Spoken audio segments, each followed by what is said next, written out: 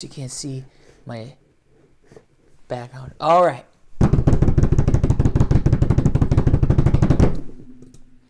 What's going on, everybody? Welcome to another episode of Live with Wolfman.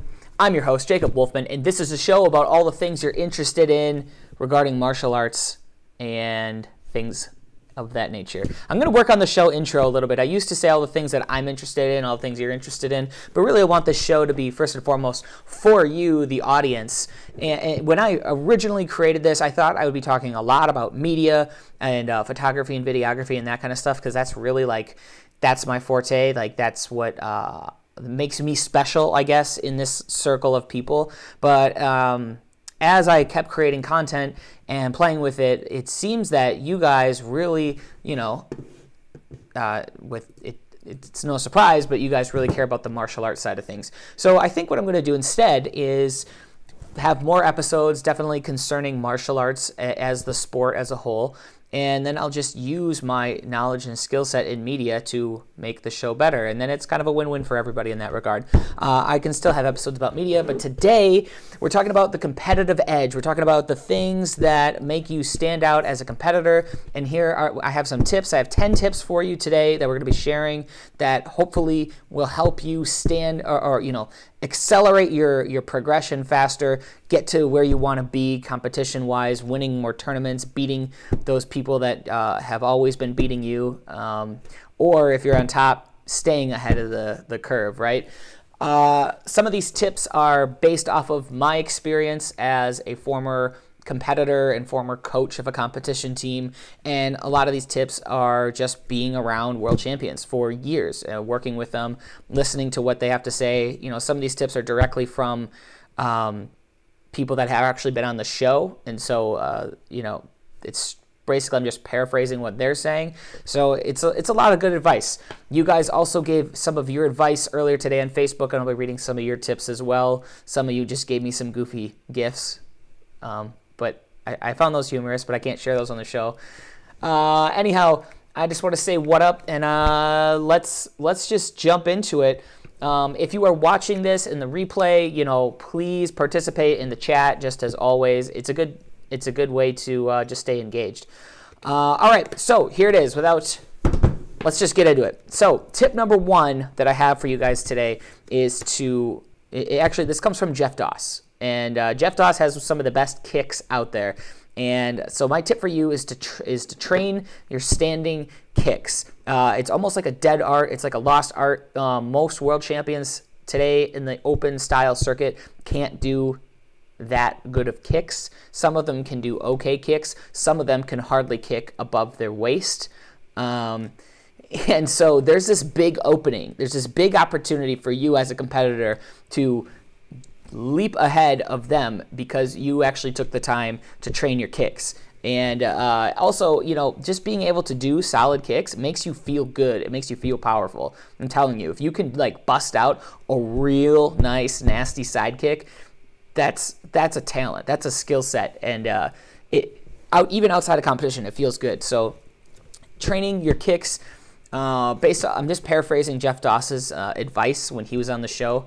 And he said that it's really a combination of flexibility and repetition. So you do a set, hold your kicks, and then once you're done doing your slow, methodical kicks or locking them out or whatever your particular kick drill is, then you take some time, stretch your body out. Then you get up, hold it out, stretch your body out. And you got to do this, as a regular part of who you are as an athlete, and it takes years and years to develop it. That's why people don't do kicks today, because they're too impatient to learn how to do kicks. They're too preoccupied with learning how to do flips and stuff, and they miss out on some of the core mechanics. So you, as a competitor, can kind of jump ahead by pulling from the past and actually pulling out the actual martial arts stuff that makes the sport what it is. So that's tip number one I have for you today, is train your standing kicks.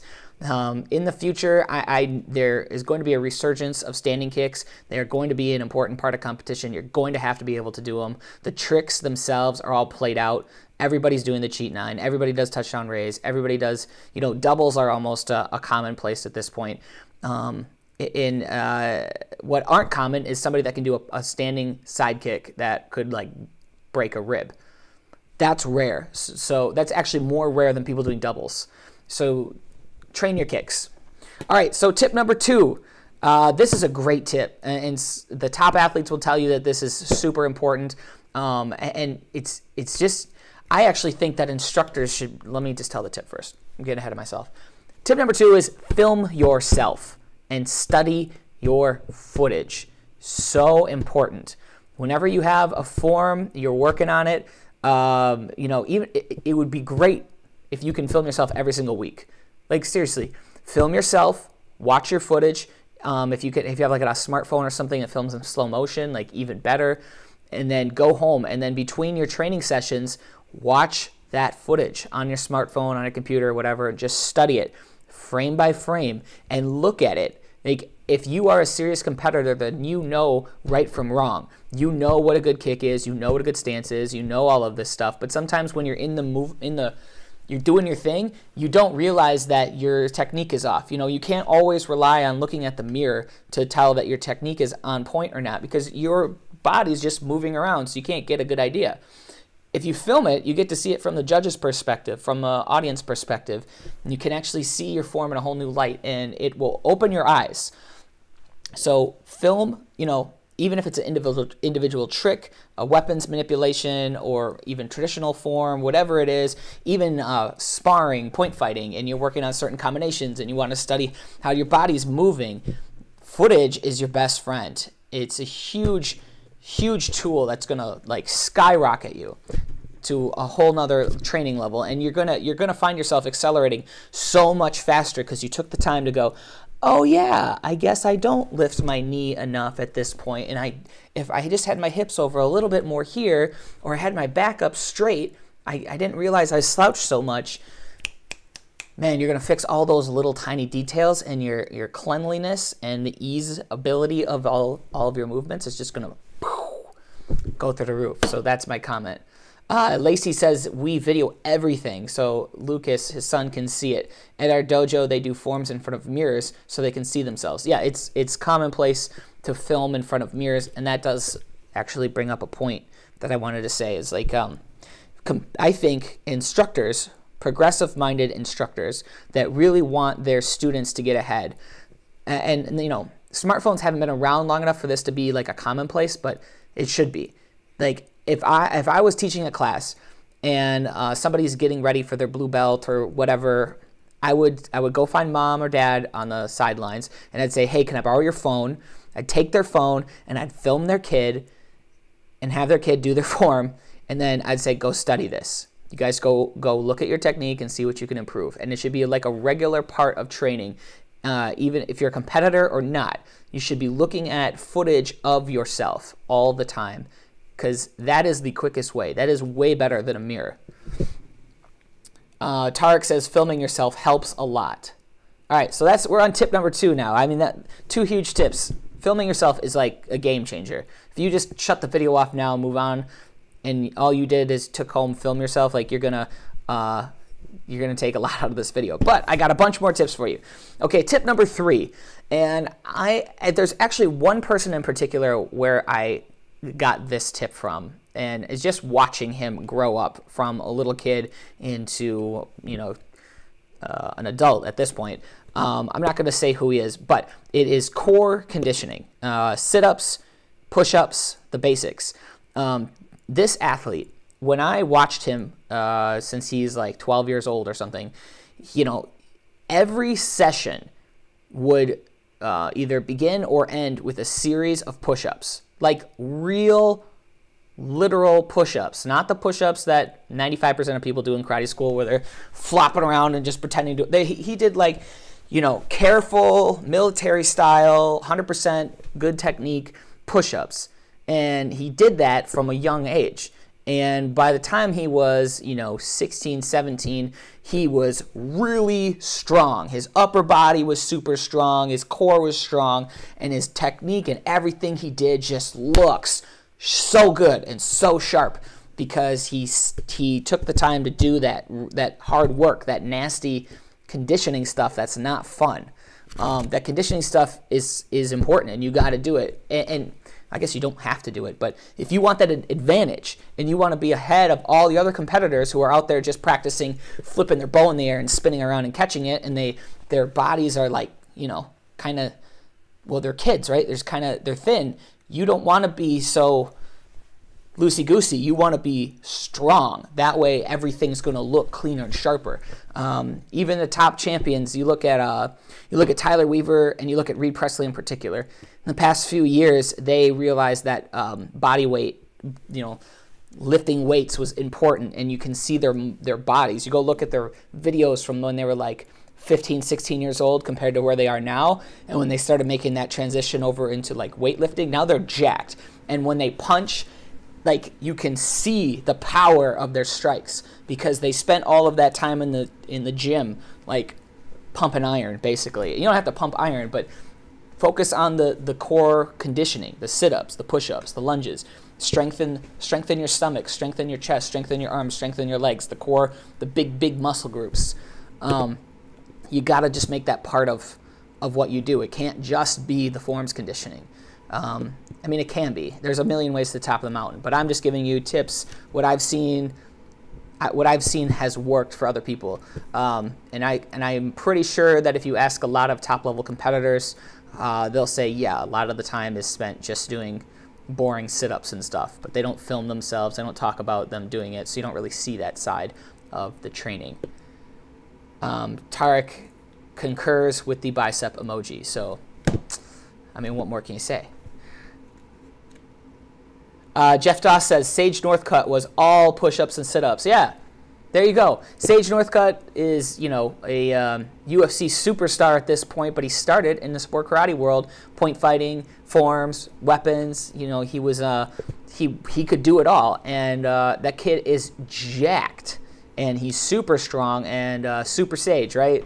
It's because since an early age, he worked on those conditioning things. And I also got to tell you, too, if you're a young kid, and by young, I guess I'm talking about like 10 to, 15, 16 or something, maybe as far as 18, I don't know, I'm not a doctor, but that's the stage of your life where you're growing the most, the fastest. Like, that's when you have that golden opportunity to shape your body into like what you want to be when you're an adult. So if you're 10 years old and you're cranking out 50 push-ups, and maybe it's easy for a 10-year-old to crank out 50 push-ups, it's hard for an adult. But if a 10-year-old can crank out 50, and then when they're 11 they can crank out 60, and when they're 12 they can crank out 70, and they just keep doing it as a way of life, when they're older, they're going to be so strong, and they're going to be like incredibly high-level world champion athlete. You just got to put in the hours, and you just got to stay with it.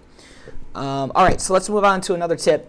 The next tip I've got for you is you got to find ways to be accountable. Training is really hard, and doing it by yourself is really, really hard. You can burn out, get gassed out, you can lose confidence, you can lose steam, you can get distracted, you can get too much homework, you can get sick, you go on vacation, you fall off the wagon, and all of a sudden you're not training, or you're just bored, or a new video game comes out. There's 100 million excuses and things pulling at you that says don't train, don't train. And what you need to do is find a way to be accountable for your training. So here's two ways you can go about it. One, find training partners or a team. So find other people that you guys agree. You're like, we're always going to work out Tuesday nights. We're going to meet up. We're going to do our thing. And like, if they don't show up to a training session, you call them up like, why'd you bail? And like, you give them a hard time until they show back up. And like, you have your training buddies. Or another thing you can do once you're a little bit older, maybe 15, 16, 17, 18, 19, once you get to this age group, now you're a little bit older, a little bit more mature, you might want to even start having your own team. Create your own competition team. There's always going to be the next generation of kids that are looking up to you. Even though maybe you're 15 and you're looking up to the 22-year-old world champion, well, there's the 10-year-olds at your school that are looking up to you as a 15-year-old, and you can definitely inspire them. And I'll tell you, once you become in the role of the instructor position and the coaching position, your abilities go way up, because now not only do you have to be accountable for what you say, but the fact that you're verbalizing it and you're teaching and you're trying to take this information in your head and give it to other people, it makes you really like think about everything on a whole nother level. And you can accelerate your own training by being a teacher. And that's really the martial arts way, right? Just to learn and then pass on your learning. So don't feel like you're too young or you're not experienced enough to start, coaching other people. You definitely can. You have a skill set, and there's somebody that wants to learn it, and it's always going to be like that, right? So go ahead, do it. I dare you. I dare some of you guys out there, go start up your own competition team at your school, or ask your instructor or something if you can do that, or if there's any opportunities. Don't get in trouble. You can definitely get in trouble if you start up your own competition team at your school. So I don't mean to get anybody in trouble, but Jeff Doss says, I agree. My best competition years were after I started my school. Yeah, like I said, once you dedicate yourself to helping others, like you seem to level up yourself, whether it's training, martial arts, or anything really. All right, so tip number 5. Tip number 5 you may have heard before, but it's worth repeating. 10 out of 10. If you can't do the trick, maybe the acrobatic technique or the weapons manipulation, and you can't land it 10 out of 10 times, then don't put it in your form, especially for a competition circuit where you get disqualified for dropping, for weapons at least. So you got to be able to do it consistently. And it's cool if you can do crazy, crazy tricks, but you can only do them 2 out of 10 times or 8 out of 10 times. You want to be consistent. What's the point of going all the way, spending all that time and energy to go to a competition, to give it your all, to fall or to drop because you didn't, you went too hard.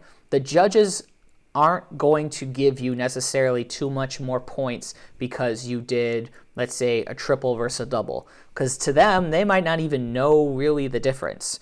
They'll know it a little bit, but not enough where if you can't consistently land triples, you shouldn't be doing triples. Just stick with the doubles. Land your double super strong, like it was the easiest thing in the world. Because if you can land triples almost all the time, your doubles should look really good, right? So to bring that down another level, then it's like doubles versus singles. If you can do doubles 50% of the time, then your fulls should look on point, right? So maybe stick with fulls.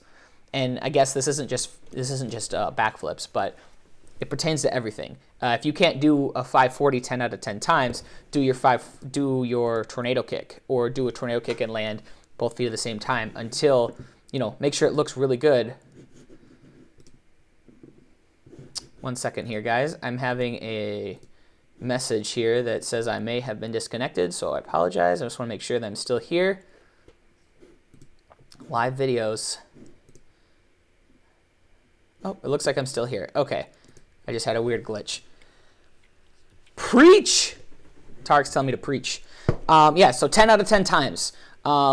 Your level of difficulty is something that is personable to you, right? It's like what you think is difficult isn't what someone else thinks is difficult. So don't do things that are difficult in your form. Do things that you can do exceptionally well. And then during your training time, work on those difficult things until they become really easy. And then there's something else that's more difficult because you leveled up, right? That's where you want to be. Like, you should be training crazy stuff, but put the stuff you can always do in your form until this crazy stuff is, easy, and now you have more crazy stuff. That makes sense? It makes sense, right? 10 out of 10 times. That's the rule. So count it off. Do it 10. Do if you want to add a 540 in your form, sit there and just go 540, 540, 540, 540.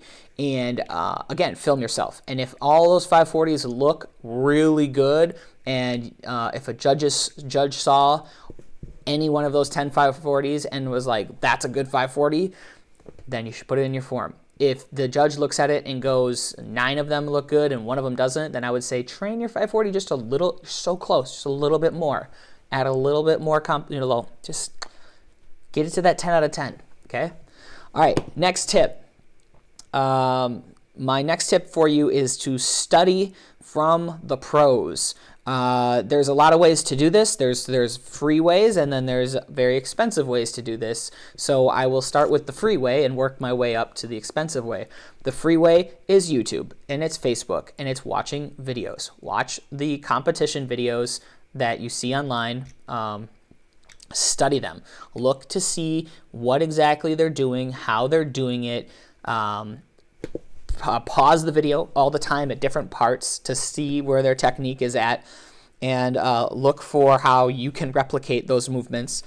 And also maybe even look for their own flaws. Look for flaws in those top level competitors and see, where you can do better do something better than what they're doing. Because not just because you're winning doesn't make you perfect as a competitor. Everybody has flaws and things they need to work on in their game. But in either case, study YouTube. The next thing I would encourage you to do is purchase training DVDs.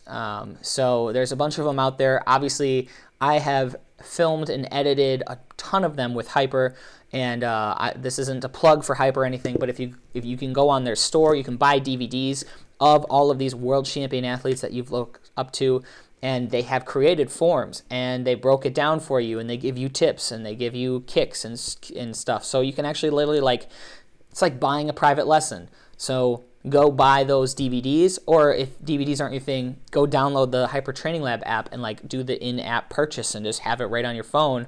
You can get a whole library of content and just study it. The next level up of stuff that costs a little bit more money is go to a workshop. So maybe at a tournament there's a camp or a workshop or something. Go participate. Learn from these high-level athletes. Your instructors at your school are only going to be able to take you to a certain level before you have to start reaching to outside sources and finding more people out there. And then the next one would be camps. So going to a Hyper Pro Camp, Infinity Winter Camp, AKA Camp, Competitive Edge Camp, all of these different camps that happen all the time. Go to these camps, hang out with people, learn from the pros. And then finally the last thing is private lessons, taking lessons from Skype lessons or in-person lessons. So study from the pros. The next tip I've got for you, and this one's huge, and this one again applies, it's not just martial arts, it's just everything. You got to set goals and milestones. So here's what you should do. Let's say you want to win a tournament, okay? Let's say that's your goal. I want to win at, pick a tournament, Dixieland next year. I don't know, it's in August, I think, or something like that. So it's a ways away. What you need to do is you need to go back in time. So, all right, let's do something a little bit more tangible. Let's say I want to land a corkscrew, and I've never done a corkscrew before. So what you need to do is you need to go back in time, and you need to go through all the steps. So before you can do a corkscrew, you should be able to do a Gainer Arabian, for example, which is, and before a Gainer Arabian, you should be able to do a gainer. So a Gainer Arabian is when you do a gainer with a half turn, and a corkscrew is a gainer with a full turn, right? So before the gainer flash, you should be able to do the slant gainer. So you build these sets of progressions, and you're like, okay, I have to do baby step 1, slant gainer. Master my slant gainer, boom, boom, boom. Now I have my next goal. Most people, when they train, they just go out on the floor and they're like, I just want to do it. And they just start hucking stuff and chucking it around. And even if they do land it, they never set goals, so they never really have a way to measure their level of success. So have a piece of paper with some goals, some weekly goals, monthly goals, yearly goals, half-year goals. Just set them up in a way where it's almost broken down to a checklist, and it's like a thing. It's well, by this point in time I should be doing this, and by this point in time I should be doing this.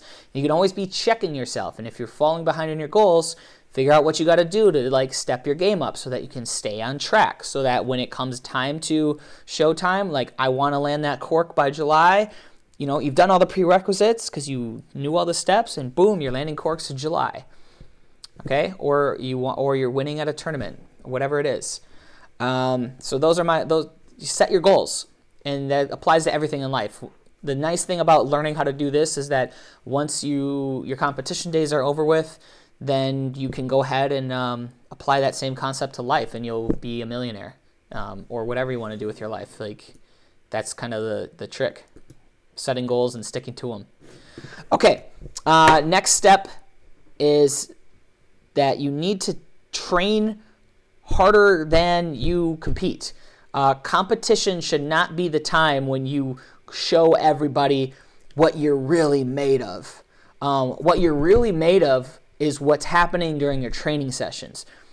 You should be giving it 120% in training so that when it comes to competition, you can give it 100%. Okay? Like, go all out in training time so that competition time, it's a no-brainer. It's just another day at the office. You know, it's not that proving time. A lot. What happens when you half train in your training thing, and then you show up at a competition, is you freak out, you psych yourself out, you set yourself up for failure because you never tested out things like, can I do things 10 out of 10 times? Maybe you'll change up your form. You'll freak out. You'll scream too loud, and you won't be able to think straight because you're just so pumped, because you never put yourself in that environment in training time, and now you're freaking out, and now you're not doing your best, and now you're mad at yourself. So go hard in training, 120%, 100% in competition. I'm not saying slack off in competition. I'm just saying, when it comes to competition time, it's like you know what to do. It's all laid out for you. You've already done it. It's a no-brainer. It's just a matter of executing this game plan that's been in the making for a while. Next step I got for you. Next tip, number 8. Oh no, that was number 8. Now we're on number 9. This is a good one. Never convince yourself that your basics are good enough. You get in this trap a lot where, going back to the 540, for example, you've been practicing tornado for 2 years, okay? You can do a tornado kick. You can do it in your sleep. You can do 10 in a row. It's really easy. You can do super big tornado kicks. You can do super fast tornado kicks. You can always hit the target and all this stuff. And then, okay, well, now I'm going to do a 540. And then you just start focusing on 540s and you stop training the tornado kick. Well, what's going to happen is, one, it's going to take more effort for you to learn 540 because you gave up on training your basics. And 2, you're just never going to progress in your basics. Your basics are just going to plateau right there because you decided that's good enough. And your basics are never, ever good enough, no matter how good you are. No matter how many world titles you've won, your basics are never, ever good enough. That's the thing about them, is that's what this sport is. It's all training basics, and then the tricks, right? They're called tricks. They're not called basics. They're the sprinkles. They're the frosting on top of the cake. That's what tricks are. The dessert.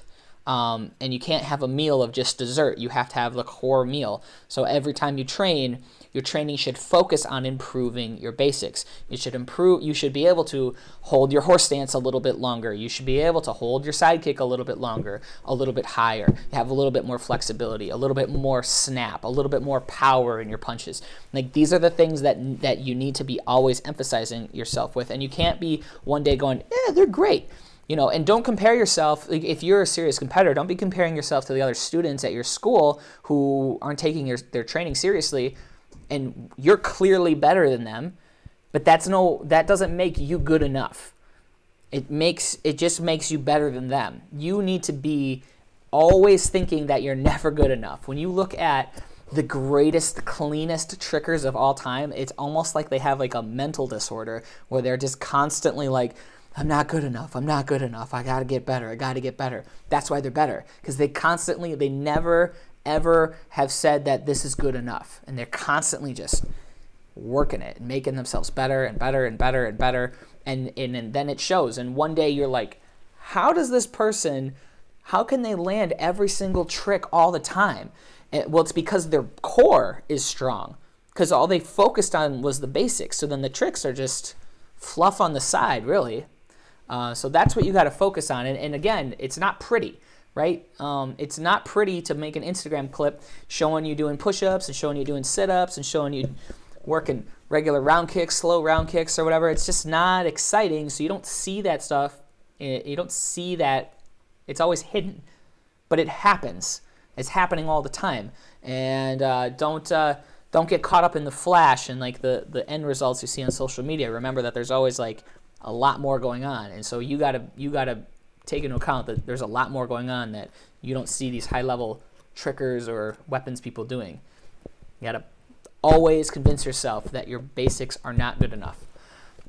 All right, and then my last tip for the day before we switch over and we read some of your tips and advice is to be consistent.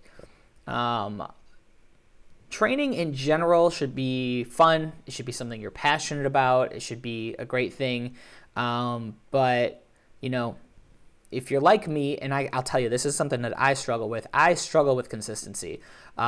This show, the fact that I'm on episode 54, is no serendipitous coincidence thing. It's here because some days I literally am like, I don't need to do a show today. And I don't need to. I could totally just stop doing the show on Monday and be done with it and not do it anymore. But there's power in consistency. Right now, I have a relatively low turnout as far as my numbers goes, like how many people tune in. But I don't like that's not my thing. My focus is on the long-term vision of the show and where I want it to go. And so I'm gonna do my show to the best of my abilities. You know, I'm having a bad day, for example. Like I would call these numbers a bad day because I think this content's great and I'd like more numbers in here. But I know why it's a bad day. I'm getting off topic here. It's a bad day because I'm not streaming it on my personal page, and I cut that off. And now I have to wait for people to get the picture and jump into the group. But in either case, when it comes to training, you're gonna wake up some days and be like, not a good training day. I got homework. I got this. I don't know. I'm not feeling good. My last training session sucked. I don't want to train today. I'll train twice as good tomorrow. You can't. It doesn't work like that. Like, as far as if you really want to have the absolute most progress, you have to be consistent. You have to set your goals and then do your goals and kind of take yourself and your mind out of it and almost be like a robot and have to just execute the plan. Anything that is great, like greatness is achieved when you don't just rely on your feelings. It's achieved when you follow the plan, and you have to just be going forward with it all the time. And again, that circles back to this whole thing of like trying to be accountable. And it's really hard to be accountable by yourself sometimes because you don't want to train. And that's why you need training partners to kind of pull you up on the times when you're feeling low. And if you had a competition team, you can't let your team down. You got to show up and you got to be there to inspire them. So that's why I say, find people that are accountable. That was earlier in the show if you're just tuning in now. But be consistent and just stick with it. And you're not going to see results. You're not going to see results tomorrow, next week, in 2 months. You're not going to see results. What you're going to see is that you stayed consistent, and then years have passed, and then you're going to look back and you're going to go, whoa, I made huge results, massive gains because I was consistent with it. But when you're in the moment, on the day-to-day, on the week-to-week, on the month-to-month, you can't see it. You can't see that progress. You get too caught up in too many other things. So don't try to measure success on such a small scale. You gotta just trust and have faith that what you're doing will pay off. And so if you're a competitor in 2018 and you know that you got to train 5, 6, 7, 8 days a week, and you start doing it, and after 3 weeks, 4 weeks, you realize, hey, I didn't get anywhere from this yet. Well, you got to keep going. You got to keep it doing, because I promise you, if you train 7 days a week for 4 years, you're going to be so amazing. Like, you're going to be so far ahead of everybody. But you don't notice it after 2 weeks, 3 weeks, 4 weeks, 5 weeks. You might not even notice it after a month. So that's my advice for the competitive advantage. If you want to excel in anything, you know, I'm talking about martial arts, but all of these rules that we're talking about here, they really apply to just life and achieving your goals and everything. Somebody, who is this? This is Tarek. I think it's Tarek's dropping all these mad hearts. He's just hearting all over my screen right now. Appreciate it, Tarek. I'm going to read some of your comments because you guys had some advice as well. Let me see what you got going on here. Hold on. Un momento.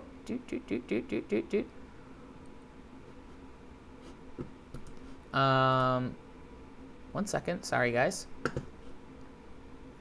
Richard Osborne Jr. says rounds. He just says rounds. So I think that means just, you know, repetition. Just keep doing it. Just keep doing it. Just keep doing it. Do another round. Do it again. Do it again. That goes back to the whole idea of like consistency and just work it. And again, I rephrased the question. The question I asked before was, what's the secret sauce to your training that gives you the competitive advantage? Some of these were just joking around comments, so no, I'm just going to skip through those. But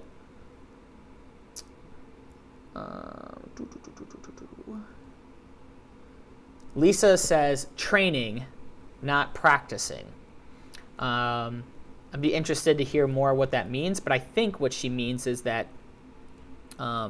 when you are in training mode, it's not walkthrough mode. It's not pretending to train. You're actually putting forward the effort, and you know it's effort when it's painful and you don't want to do it. That's where the effort comes in. It takes willpower. It takes just as much, if not more, mental willpower in a training session than physical. You've got to find something in you that keeps you going.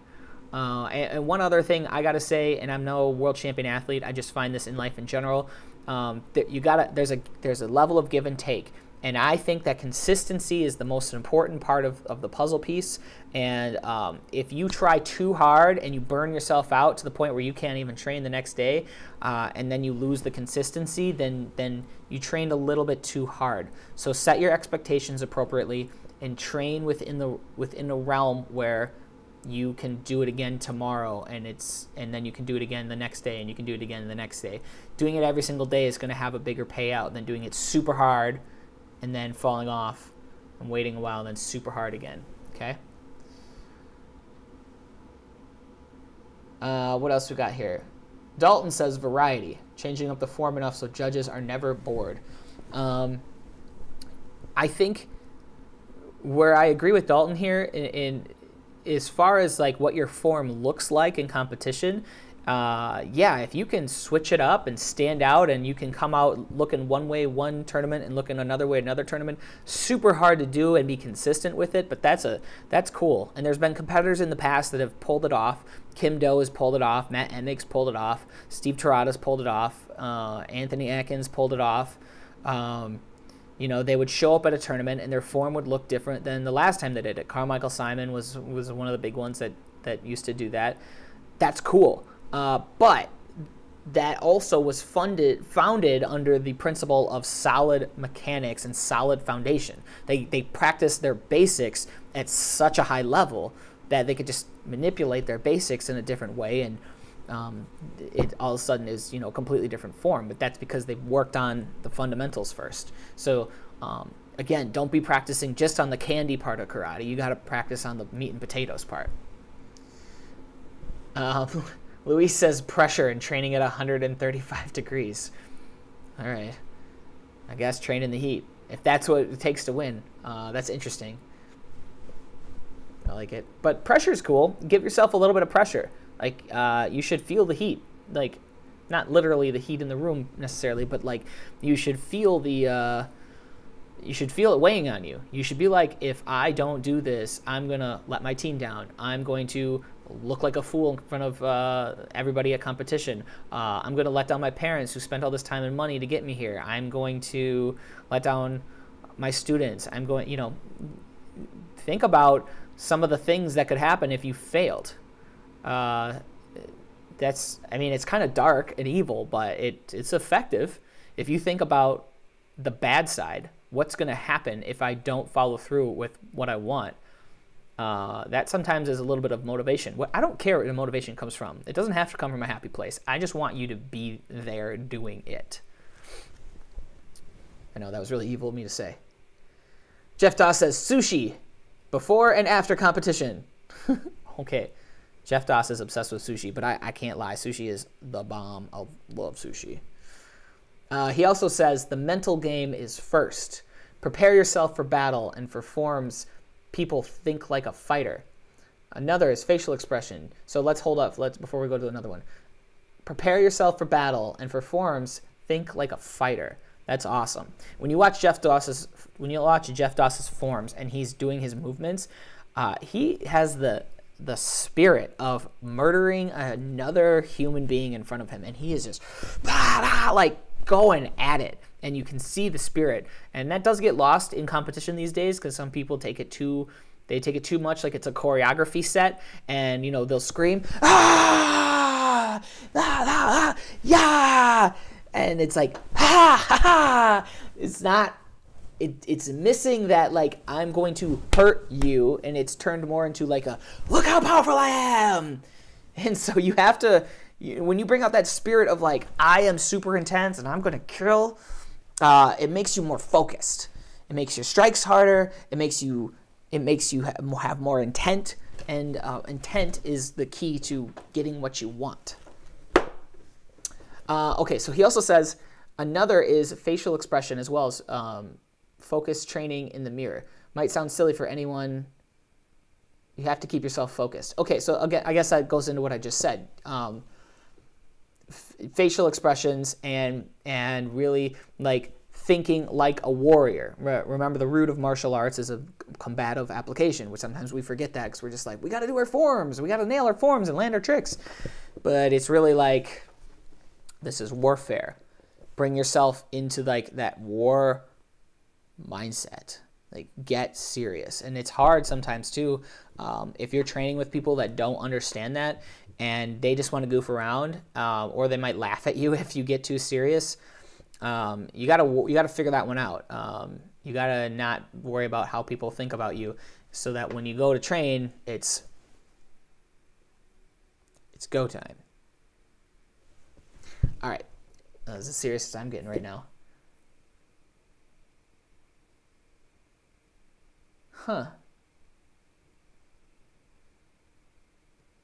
Tracy Armstead says that a friend of his used to use karate flashcards. He used to write facial expressions, situational key ops, and stances onto index cards. He'd stand in the mirror, pull a card, and make a face for whatever the card was in the mirror. That's pretty interesting. That's an interesting idea. So he'd pull out, say, front stance or horse stance low block, and he'd cool. It is part like there's a little bit of acting going on in martial arts, and if you can train your mind to focus in on those actionable movements, then that works. Kyle Montaga.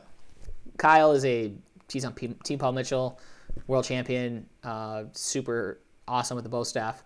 He says, running forms like you would in competition, not sections, actual forms with yells.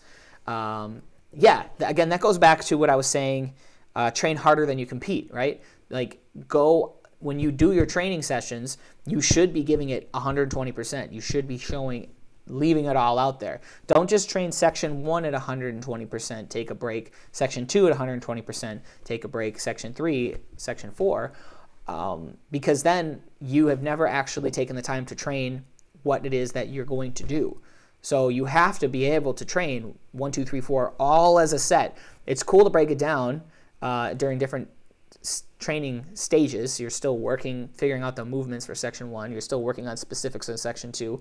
But at some point or another, when you're actually ready to say, I'm going to do this competition, you have to put some serious 120% effort into having the whole package. From you got to practice everything from the bow in to finishing your form to getting your scores. Well, you don't have to train getting your scores too much, but like, you have to mentally put yourself there, and you have to mentally go through this whole game and physically go through this whole game so many times in training so that when you're actually at the competition, it's just like another day at work. It's just like another training session for you.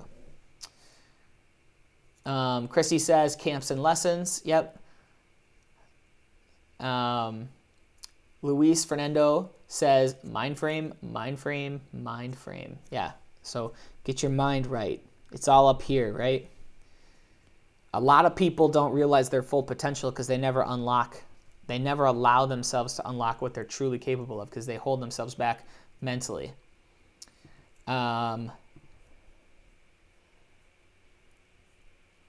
me see what else we got here as far as my live feed on my thing froze, but that's okay. Okay, Cameron says, not really a secret, but when you feel tired and ready to stop, push yourself a little bit more. I consider that a small victory, and you'll eventually see the results, even if you can't feel them yet.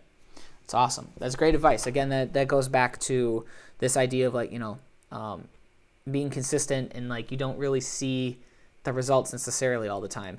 But if you're a runner, you know this to be true as well. When you are practicing running, you get most of your gains in running during that last final stretch of your run. That last part where you're really peaking out and you're putting in your full effort and you're 100% exhausted. That's you in a run. You spend all that time running to get to that last section, and that last section is the point where you actually get the gains. And then the next time you run, you can run easier because of that last little moment. In weightlifting, when you're doing your reps, you know, the first couple reps are like whatever, and it's those final rep or the final 2 reps where it's just like, and you're giving it everything you got.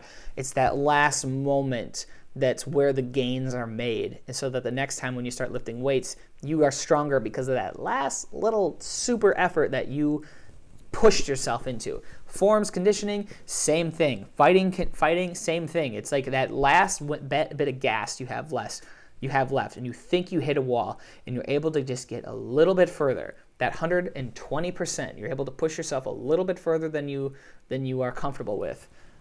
That's when you will see improvements. And again, you won't see it tomorrow, but you'll see it down the road. You're going to wake up one day and go, oh yeah, I did make improvements. And it won't be because of yesterday's training. It'll be because of the training you did several weeks ago that finally kind of caught up and you realized it.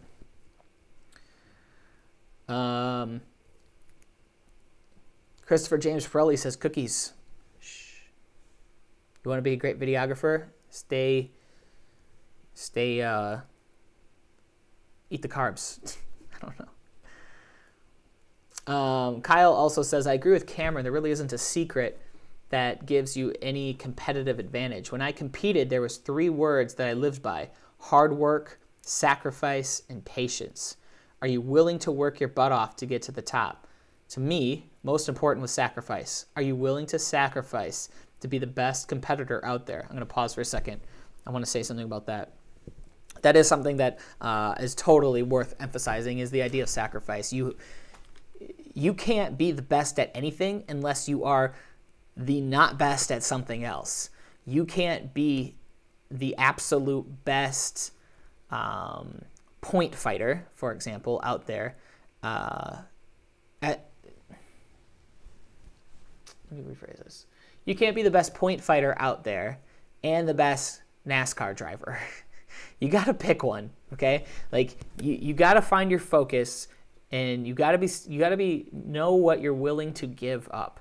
And a lot of times what you're willing to give up are other sports, because you're an athlete. But if you want to be the best in martial arts, you can't go play basketball. You can't go play football. It's just going to take away from your training time. You can't do other after-school activities. You have to be willing to give up some very important things that you care about, and that's part of it. A lot of people, if you want to talk about like millionaires, when they become millionaires and super successful, they give up a lot to do that. You know, a lot of them give up their family, the idea of even having a family, or having a stable relationship, or having kids. You know, because they're just so focused on becoming successful, and that was the path they chose, and they had to give up so much to get to that point.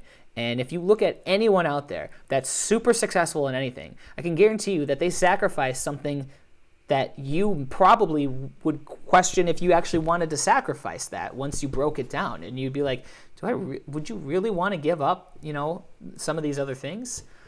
It happens with everyone. You can't, it's like, you only have this many resources, and if you want to be up to the top, you have to get rid of everything else. Okay, it's a stupid hand analogy that did not come out the way I wanted to, but you got to be willing to sacrifice, and it's got to be painful. It's not a sacrifice unless it's painful. Now, that's not to say you need to give up things just for the sake of giving up things, but you need to know what your priorities are. And if you want to be the best, then you have to say, nope, I can't party. Nope, I can't do other sports. Nope, I can't join this team. Nope, I can't distract myself with this. Nope, I can't go to that dance because there's a tournament that weekend. You just have to know what you're giving up. Kyle says, are you willing to wake up on Christmas Day, open presents, then go to the karate school to train? Are you willing to miss out an event or hanging out with friends because you have 2 weeks before a tournament and you need to practice? Okay, so he's saying the same thing I was. If you don't put that type of work and sacrifice in, you'll never get to the top. If you put in the work and time, it'll show. You just have to be patient, but there's no actual secret or instructions for this. It's all what you put in and learn from experience. Yeah. Now, it doesn't mean you actually have to give up Christmas necessarily. That's just, he's just saying that as a metaphor. I'm not saying you have to train Christmas Day, but that level of thinking, right? So there you go. Awesome stuff. I think that pretty much wraps it up. I'm going to see if there's any other comments that I left out there. Let me see. I posted it on another place, and a lot of people just started posting silly GIFs. Cameron says, a different Cameron, he says, train the same stuff over and over and over again. Yep, again, you look at the top people out there, they just train the same. Jackson, how many hours has Jackson trained just bow staff? He can do chucks, he can do sword. I've seen him do other weapons before, but he put those weapons down, he picked up his bow staff, and he does bow staff, and then he wins with bow staff. You look at Andy Lee, who's been on the show before, Martial Club, high-level tricker. He practices like he can if he wanted to. Andy Lee is physically capable of doing doubles all the time, dubs and things like that. But his focus is on his very particular thing that he does, and he does it over and over and over and over and over again. Lacey says being passionate about what you do and having fun while training. Oh yeah, I mean, hey, if you're not passionate, then what's the point? If you don't want to do it, then quit. Now, if you don't want to do it on one particular day, then that's something you got to work through that day. But if you find that you're doing it for weeks or months and you're like, I don't want to do this anymore, then you probably shouldn't, because at that point in time, you probably can't even put in your full effort anyhow. I don't know. It's like, life is too short to be doing stuff you don't want to do. So make sure you want to do it. And you got to constantly find ways to remotivate yourself on the times when you're low. Figure out a way to bring yourself back up. Maybe go watch a form that inspires you. Maybe go, I don't know, just take your mind off of things. Get back to it. But stay consistent with your training while you do it. And again, that also comes with age too. As you get older and you can kind of focus your mind a little bit more because you get a little bit more mature, you can get more hardcore into it. When you're a young kid who's like running all over the place because you got ADD, it's hard to rein that in to keep a kid focused on something for too long. So you got to play a balance game there. Another tip here before was training with friends. Again, I totally agree with that. Keep yourself accountable. It's more fun that way. Rudy McCarthy says teaching, which is another one that we hit up earlier. I totally agree. Teaching is going to level up your own abilities and stuff. So I think this has been a very awesome episode. I greatly appreciate everybody tuning in. Time is up. Cameron says give up a social life.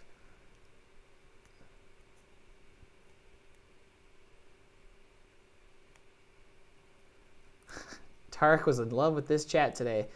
Thank you guys, everybody, for tuning in today. I really appreciate it. If you enjoyed this episode, you got to hit the share button for me. Please, let's get more people tuned in here. Let's grow this community.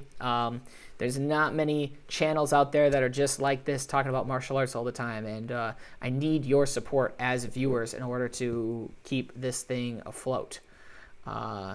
So let's do it, guys. And again, this is like a participatory thing. Like the more you guys kind of tune in and talk, then the better this thing gets. All right, I'm going to wrap it up. Today is it Friday? Oh, my God, it's Friday. Oh, I have so much to do.